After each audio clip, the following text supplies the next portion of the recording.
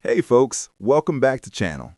Today we're diving into WebAssembly, the game changer that's making the web faster and more powerful. Let's break it down in 100 seconds. Go! So what is WebAssembly, or WASM for short?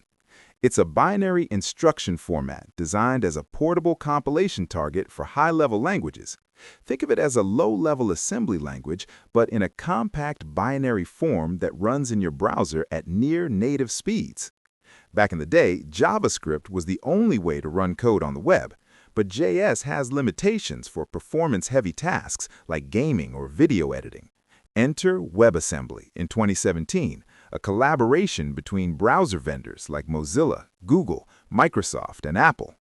WASM isn't a programming language you write directly. Instead, you compile languages like C++, Rust, Go, or even Python into WASM modules.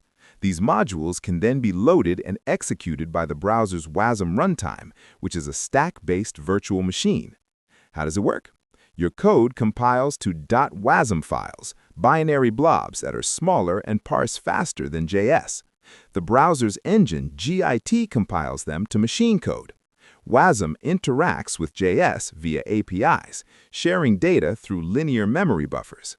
It's sandboxed for security, just like JS.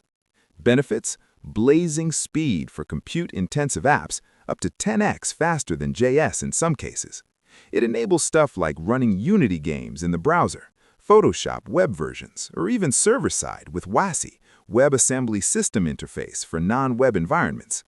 Quick example: in Rust, you write a function, compile with WASM bindgen, and import it into your JS app. Boom! Rust power in the browser. Downsides: it's low-level, so debugging can be tricky, and it's still evolving with features like threads and garbage collection. WebAssembly is revolutionizing the web, bringing native performance to everyone. If you're into web dev, check out the docs at webassembly.org. That's WebAssembly in 100 seconds. Like and subscribe for more tech breakdowns. See you next time.